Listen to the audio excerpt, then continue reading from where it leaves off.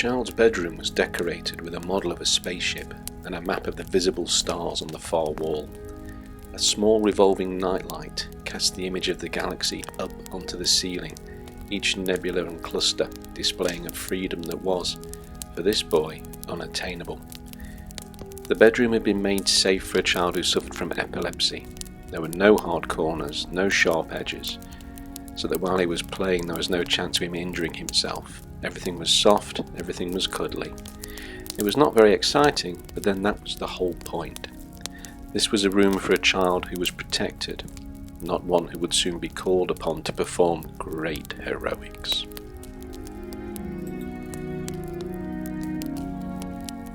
Daniel had been a mystery to his parents from the day they'd taken him at 6 months old to a nursery, where he'd been able to do the things that other children did quite easily seemed so difficult for him. That had started the endless round of tests, of proddings, of needles and of questions, all of which Daniel had withstood better than his mother, far better than his father. They knew that there was more going on than the doctors would say, knew that the electrical storms that raged inside Daniel's head sometimes calmed, that the epilepsy sometimes subsided. Then they could see, as if through a window, into the world that Daniel lived in. Not that Daniel let them in. He was locked into his world, a world that was fully his.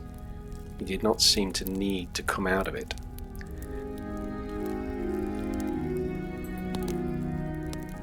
There was an aura, though, around Daniel. There always had been. For a child that everyone should have felt so sorry for, that was rarely an emotion that he evoked. For although he could not talk, perhaps because he would not talk, other people, especially other children, loved to talk to him. Even though he could not play the games with them, children tried to include him. Daniel rarely let you into his world, but when he did, it was usually with laughs and with giggles. He was unique. Everybody liked him. It was his dad they normally had problems with.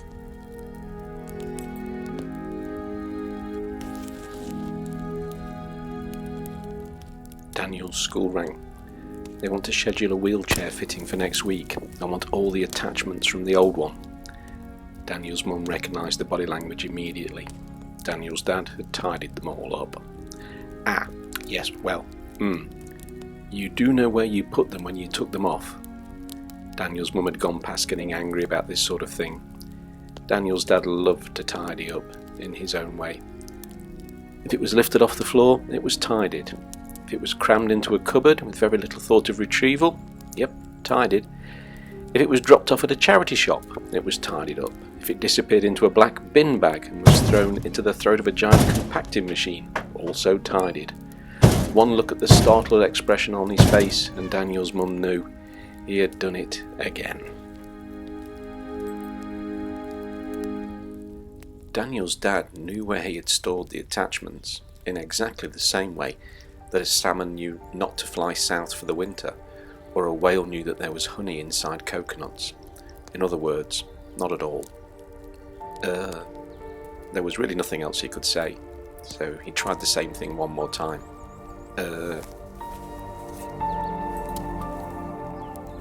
Really? Daniel's mum had decided not to get too angry this time.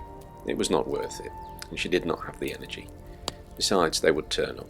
Somewhere. Hopefully. The shed.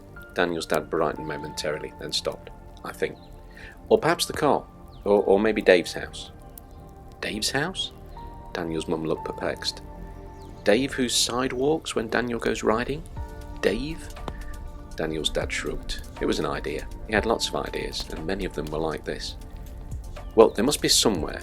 Look, don't worry, I'll find them. Daniel's mum sighed. At least she knew where Daniel was. She would check on him as she always did after she'd had a cup of coffee. He'd be sleeping at right angles as he normally did after only a few minutes. For a child who could not move much during the day, he certainly tried to make up for it at night.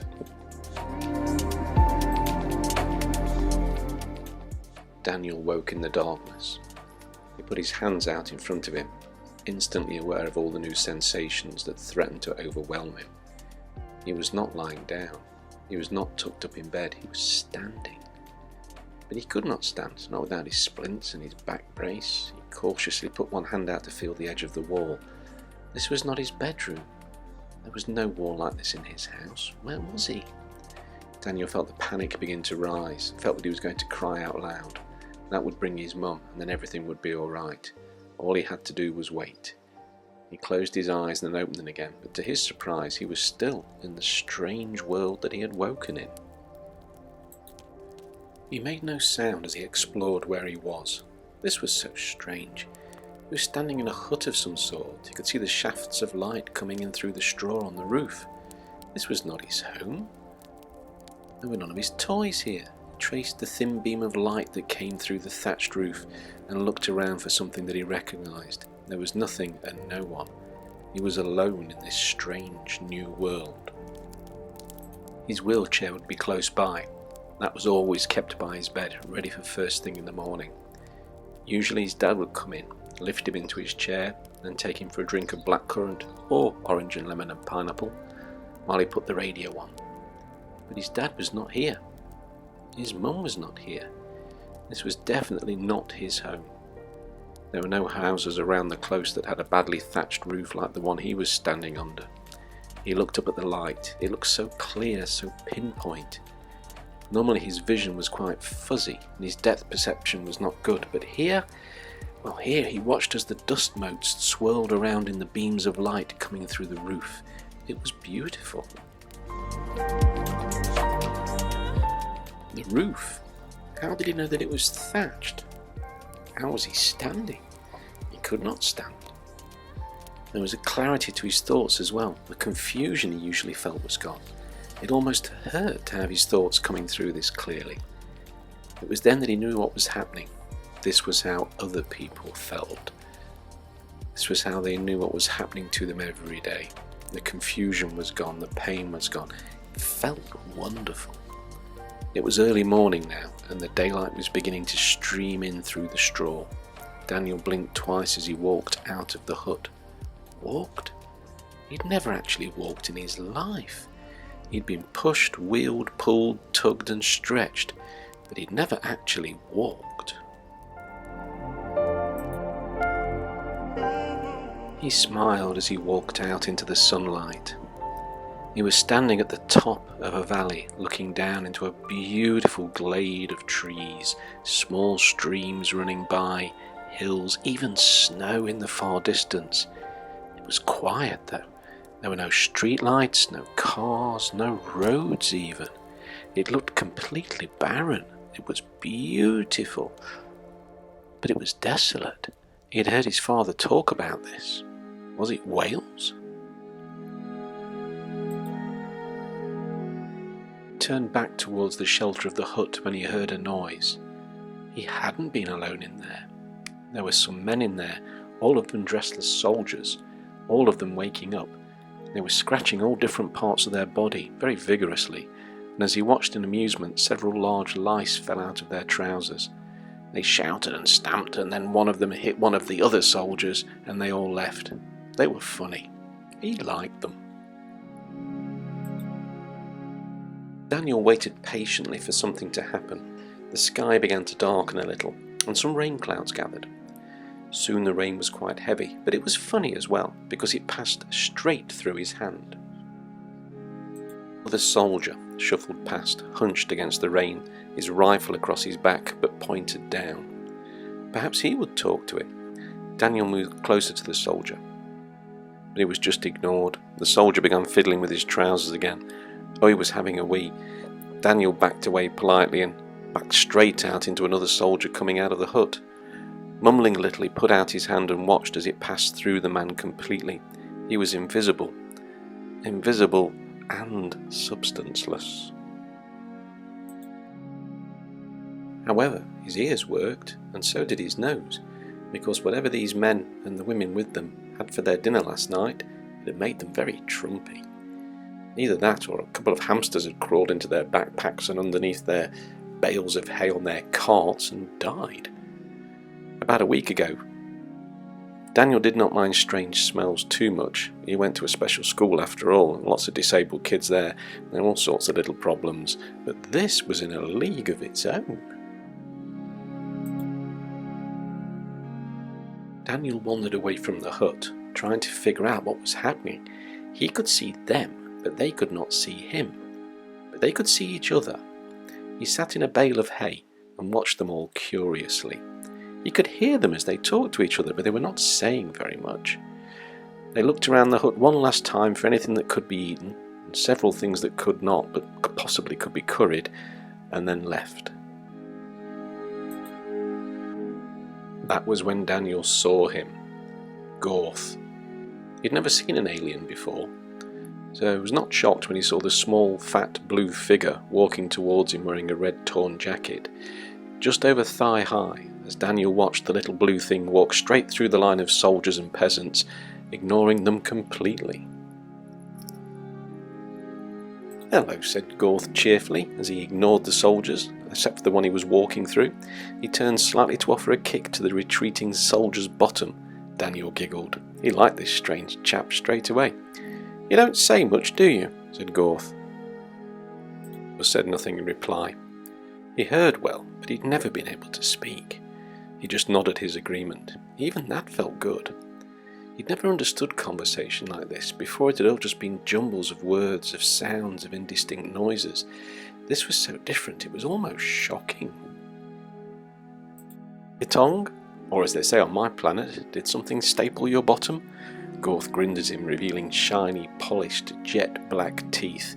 They had cost a fortune. They were real as well, they were just not his.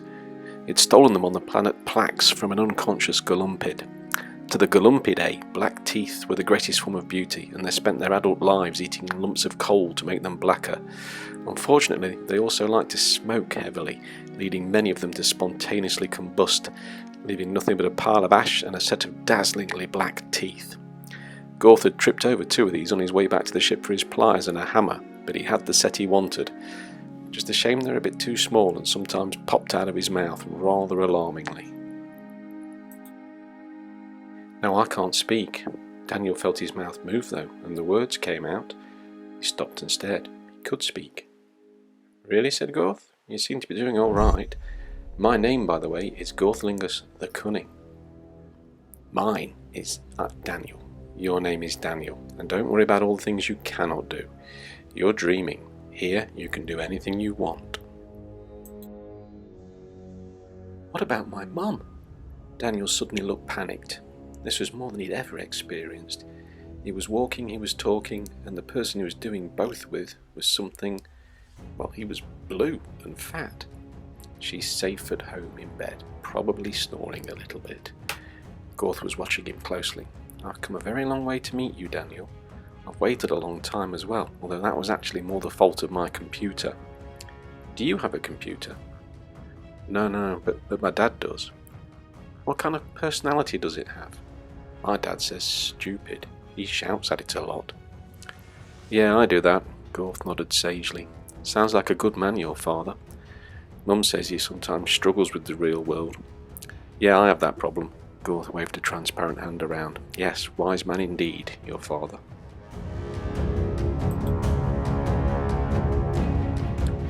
"Can I walk here?" Daniel took a tentative step forward, and did not walk as much as float. The sensation was more than mere floating, however. He almost had to will himself to cross the courtyard of the cottage. It felt amazing. At home or at school, his mobility was limited by his wheelchair.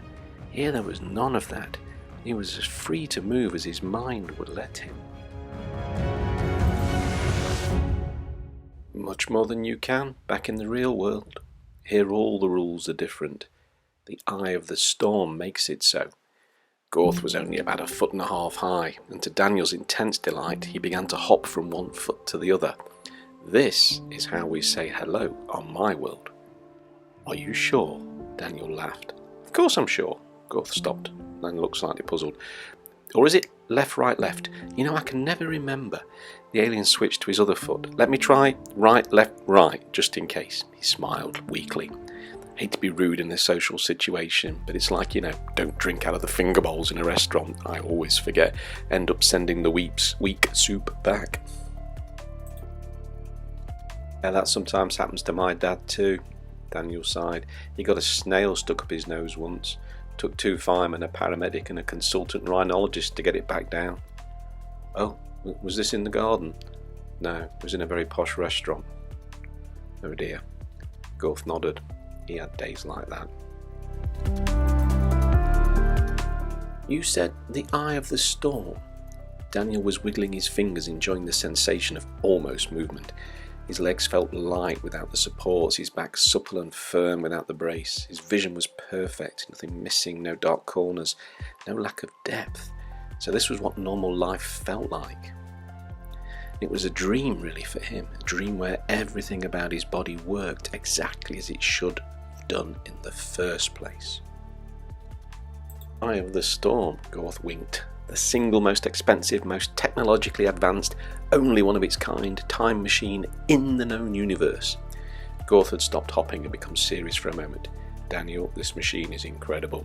Wars have been fought over it, entire races wiped out, galactic empires have risen and fallen because of this machine. Oh right, so what does it do? Daniel was float walking in the early morning sunshine, a broad grin on his face.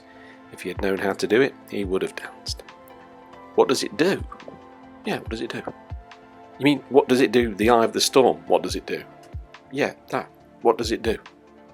Well, I'm glad you asked. Good. So, what does it do?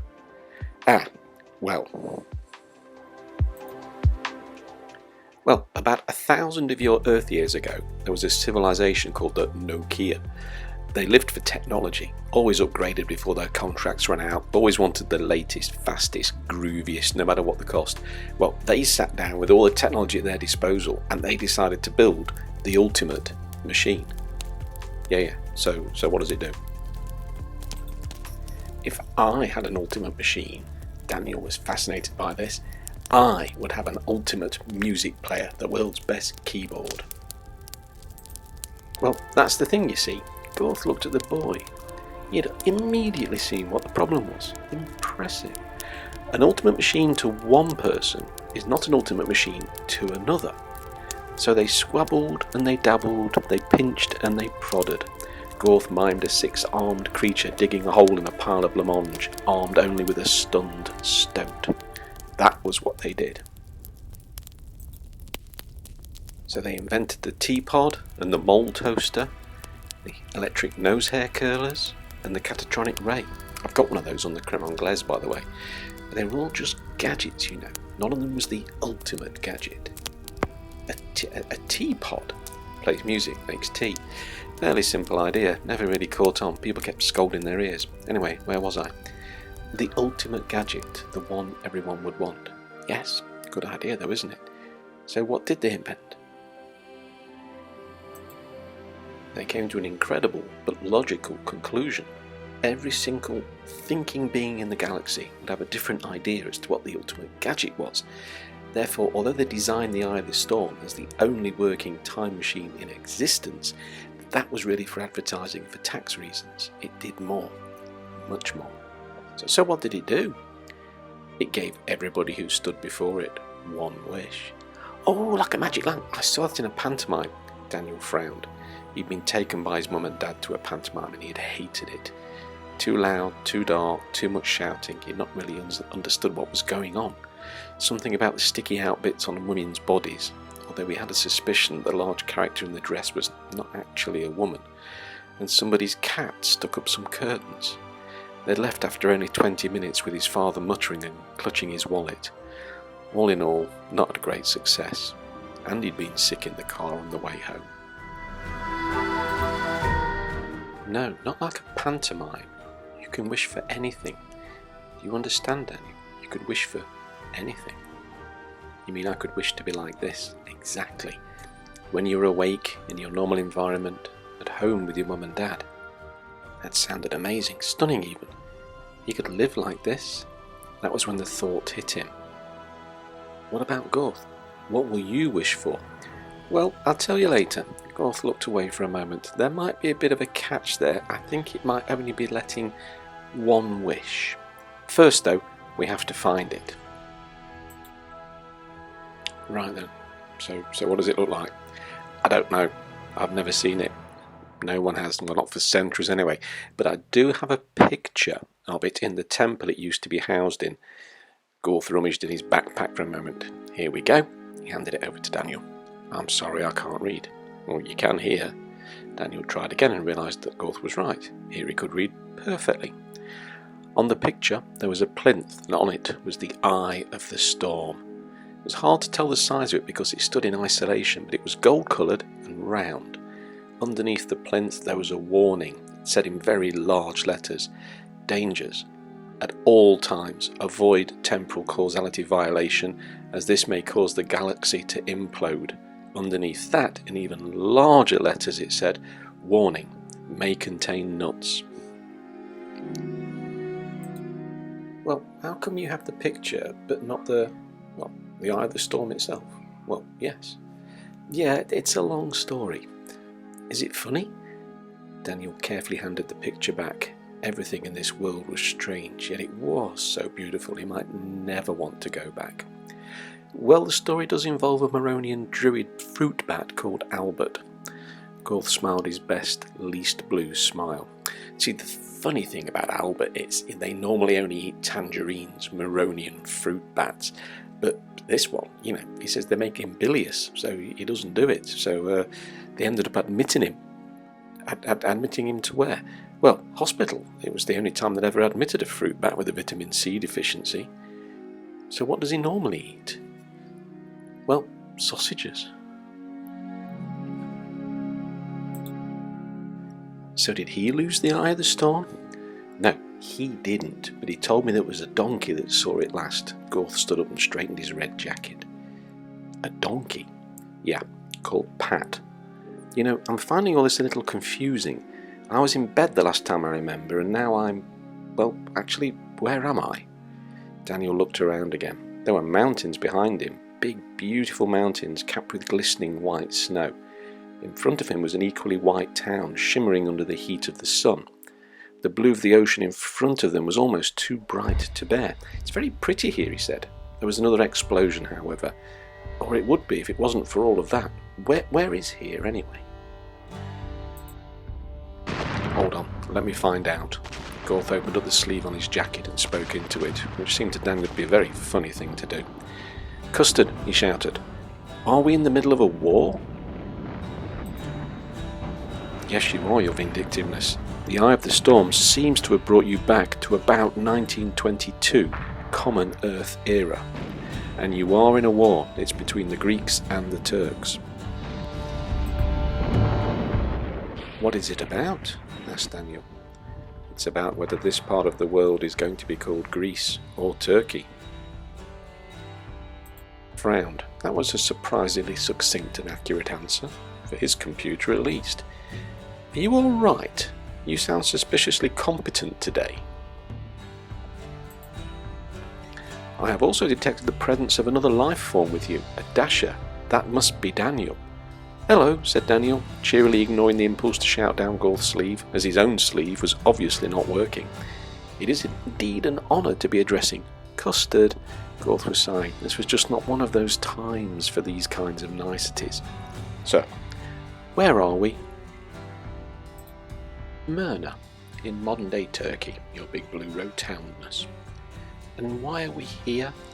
There was another explosion as an artillery shell landed in the harbour. Daniel looked out to see it, the ships milling out there, picking up civilians. It looked like one of the war films his dad enjoyed watching so much on a Saturday afternoon when he should have been gardening. A little bit different though, as none of this was in black and white. "We're looking for clues." The computer had put on a bit of an air of, being put upon. Though to be honest, we have to go wherever the Eye of the Storm sends us. Thinking machines are overrated, I say. Yeah, really. Clues to what exactly? Well, first clue, how to get back your body to you. Second is where the Eye of the Storm actually is.